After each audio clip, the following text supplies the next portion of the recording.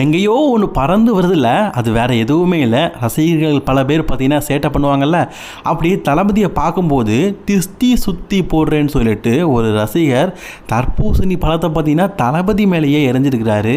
பார்க்கறதுக்கு கொஞ்சம் வித்தியாசமாக இருக்கலாம், ஆனால் அந்த தர்பூசணி பழம் கரெக்டாக எங்கே விழுந்துருக்குதுன்னா ஆனந்தோடைய தலையிலேயே விழுந்துருக்குது. ஆக்சுவலி ஆனந்தனா பார்த்திங்கன்னா கீழே உட்காந்துட்டு இருக்காரு. கரெக்டாக தளபதி பேசும்போது திஸ்தி சுற்றி போடுறேன்னு சொல்லிட்டு அந்த தர்பூசணி அப்படியே தூக்கி எரிஞ்சிருக்கிறாரு. அது தளபதி மேலே பட்டாலும் பரவாயில்ல, ஏன்னா அது அந்தளவுக்கு அடிபட்டிருக்காரு. பட் ஆனால் கரெக்டாக பார்த்தீங்கன்னா பக்கத்தில் இருந்த ஓட்டை வழியாக கீழே விழுந்துருக்குதுல்ல, அதனால் சரியாக பார்த்தீங்கன்னா ஆனந்தனா மண்டாலேயே விழுந்துருக்குது. ஆக்சுவலி ஆனந்தனாக்கு தேவை தான், ஏன்னா சும்மா இல்லாமல் வாயை கொடுத்து நிறைய இடத்துல பார்த்தீங்கன்னா தளபதியுடைய பேரை கெடுத்ததே இந்த புஷி ஆனந்த் தான். அது எல்லாத்தையுமே கழிக்கும் விதமாக ரசிகர்களே பார்த்தீங்கன்னா தற்செயலாக தூக்கி எறிஞ்சது அவருடைய மண்டையில் விழுந்துருச்சு. ஆக்சுவலி நான் ஒரு விஷயத்த சொல்லியாகணும், தளபதி ரசிகர்களுக்கு புஷி ஆனந்த் பிடிக்காதுன்னு இல்லை, அவருடைய வாயை தான் பிடிக்காது. சும்மா இல்லாமல் சில நேரத்தில் பார்த்தீங்கன்னா தேவையில்லாத விஷயங்களை பேசி பெரிய பிரச்சனைகளை ஆக்கி விட்டுருவார். நான் அடுத்த செய்தியை பார்க்க முன்னாடி இன்னும் நம்ம சேனலை சப்ஸ்கிரைப் பண்ணலாம், சப்ஸ்கிரைப் பண்ணிக்கோங்க.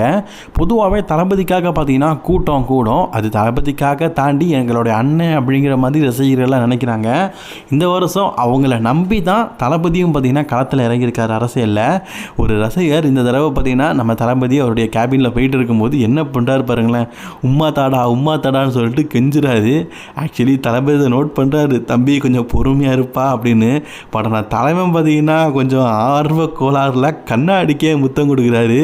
பார்த்தா தளபதிக்கே தாங்க முடியல. ஒரு ரசிகனாக இருங்கடா, அதுக்கு நீ இந்த அளவுக்கா அப்படிங்கிற மாதிரி இருக்குது. ஸோ தளபதி வேறு அரசியலில் இருக்கிறாரு. இந்த வருஷம் பார்த்தீங்கன்னா டிவிகே ஜெயிக்குமா அப்படிங்கிற உங்களோட கருத்துக்களை கமெண்ட் பண்ணிக்கோங்க. சரி, டிவிகே ஜெயிக்குமா அப்படிங்கிறத தாண்டிலும் லியோ தாஸ் ஜெயிப்பாரா அப்படிங்கிறது தான் பெரிய விஷயமா போயிட்டுருக்குது. எதுக்குப்பா இப்போ நீ லியோ படத்தை பற்றிலாம் பேசுகிற அப்படின்னு கேட்டிங்கன்னா காரணம் இருக்குது காய்ஸ். நம்ம ஆண்டனி தாஸோடைய அரசியல் என்றி இவர் ஆல்ரெடி அரசியலில் இருக்கார். இந்த தடவை பார்த்தீங்கன்னா எம்எல்ஏ எலெக்ஷனில் நிற்கிறாரு. ஸோ ரசிகர்கள் மத்தியில் இது ஒரு பெரிய எதிர்பார்ப்பாக இருக்குது. ஏன்னா ஒரு பக்கம் பார்த்தீங்கன்னா தளபதி, இன்னொரு பக்கம் பார்த்தீங்கன்னா Leo Das, Sanjay that.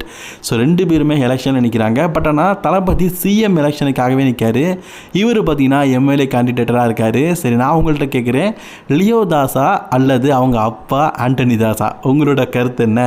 Leo தாஸ்னால் மறக்காமல் நீங்கள் இந்த வீடியோ ஷேர் பண்ணுங்கள். ஆண்டனி தாஸ் நம்ம தளபதி மறக்காமல் லைக் பண்ணிக்கோங்க. இந்த வருஷம் எலெக்ஷனில் தளபதி ஜெயிப்பார். உங்களோட ஓட்டை ரெஸ்லிங் கிங் தமிழுக்கு சப்ஸ்கிரைப்ஸ் மூலியமாக தெரிஞ்சுவீங்க. எத்தனை பேர் சப்ஸ்கிரைப் பண்ணுறீங்கன்னு பார்க்குறேன்.